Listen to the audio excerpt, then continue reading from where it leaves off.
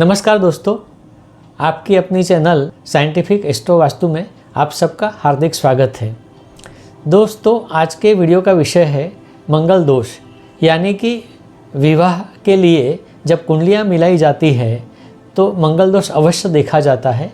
इसके बारे में विशेष जानकारी आज मैं इस वीडियो में देने वाला हूँ और इसीलिए आप इस वीडियो को अंत तक देखें और जाने समझे कि मंगल दोष क्या है। परंतु अभी तक अगर हमारी चैनल को आपने सब्सक्राइब नहीं किया है तो सबसे पहले सब्सक्राइब करें। आशा करता हूँ वीडियो भी पसंद आएगा, इसको लाइक करें और शेयर करें। यह वीडियो मैं ज्योतिषियों के लिए ज़्यादा नहीं लेकिन आम जनता के लिए बना रहा हूँ, क्योंकि लोग मंगल दोष से बहुत डरते हैं।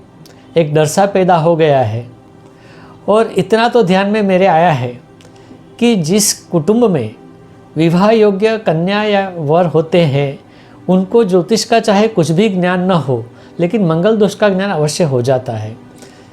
तो यह डर क्या है, होना चाहिए नहीं होना चाहिए, इसके पीछे वैज्ञानिक क्या क्या कारण है, ये सारी बातें आज इस वीडियो में क्लियर होगी। तो आइए शुरू करते हैं मंगल दोष।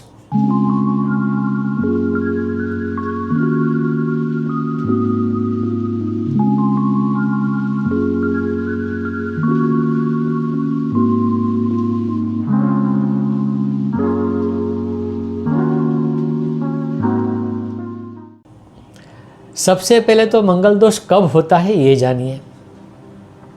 किसी भी जातक की कुंडली में पहले स्थान में, चौथे स्थान में, 7वें स्थान में, 8वें स्थान में और 12वें स्थान में मंगल स्थित है तो उस कुंडली को हम मांगलिक कुंडली कहते हैं। यानी कि कुल 12 में से 5 स्थान ऐसे हैं जिस स्थान में मंगल होने से कुंडली मांगलिक हो जाती है।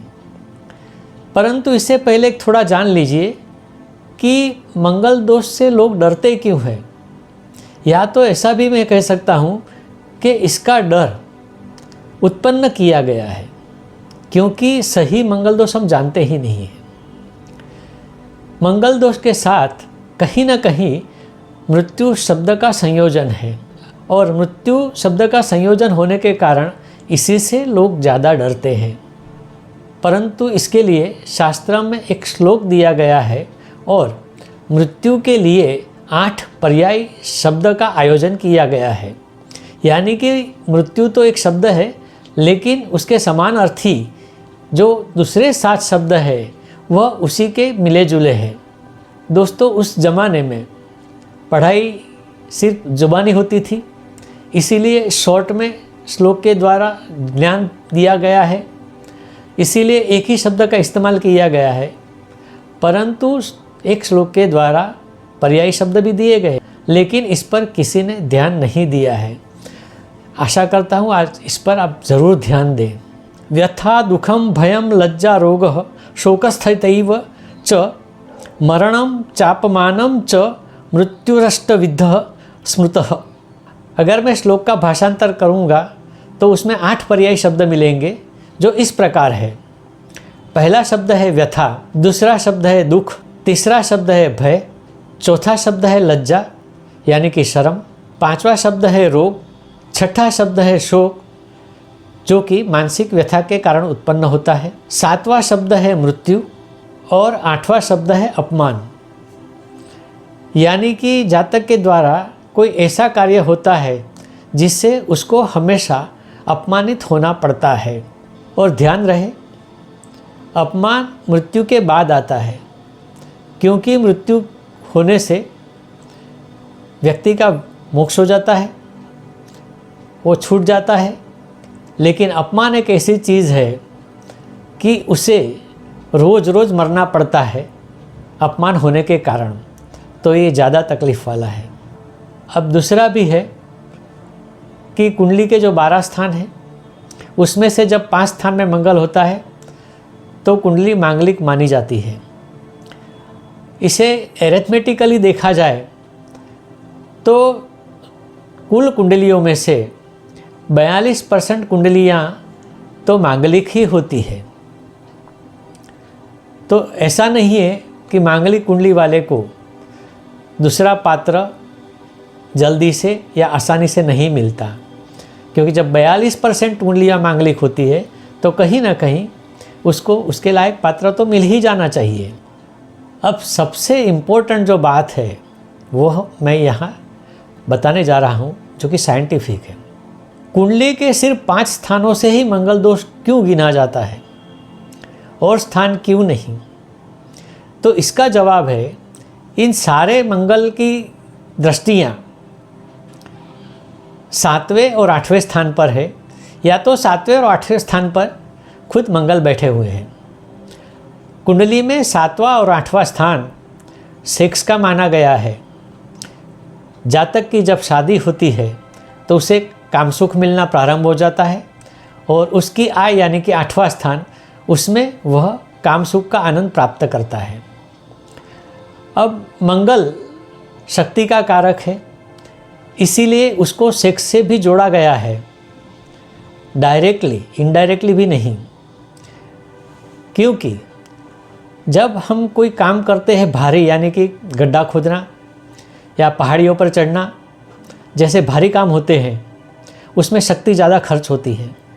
और जब शक्ति खर्च होती है तो व्यक्ति के शरीर का तापमान बढ़ जाता है, क्योंकि शक्ति पैदा करने के लिए गर्मी होना आवश्यक है, हीट होना आवश्यक है। तापमान बढ़ जाने के कारण शरीर में पसीना होता है, सांसें जल्दी जल्दी चलने लगती है। और यह सारी चीज़ें जब काम वृत्ति होती है कपल के बीच में तो ये होता ही है। इससे यह साबित हो जाता है कि मंगल की शक्ति यहाँ पर सीधे सीधे सेक्स वृत्ति से जुड़ जाती है। तो ये समझा गया है कि जब मंगल 7वें 8वें स्थान से संबंध रखता है, खुद हो या दृष्टि द्वारा, तो उस जातक की कामेच्छा ज़्यादा होती है, सेक्साइटमेंट ज़्यादा होता है, काम की इच्छा तीव्र होती है। अब अगर सामने वाला पात्र इस इच्छा को कॉम्पेंसेट नहीं कर सकता, उसकी कामेच्छा का संतोष नहीं दे सकता, तो नेचुरल है दोनों के बीच में झगड़े होंगे, या एक पात्र दूसरे पात्र से तिरस्कार करता रहेगा, या तो उसे छुटकारा मिलने का प्रबंध करेगा। यह सारी बातों के लिए विवाह के लिए मंगल दोष का जानना मानना जरूरी हो जाता है। ये पहले के ज़माने में बराबर था, क्योंकि पहले के ज़माने में शादियां जल्दी हो जाती थी, कच्ची उम्र में भी होती थी, और बाद में जब लड़का और लड़की उम्र में आते थे यानी प्यूबर्टी में आते थे, तब लड़की का गौना होता था और वह पति गृह जाती थी, और उसके बाद में सेक्स वृत्ति चालू हो जाती थी। और इसी कारण मंगल दोष का प्रावधान उस समय उस ज़माने में बराबर था।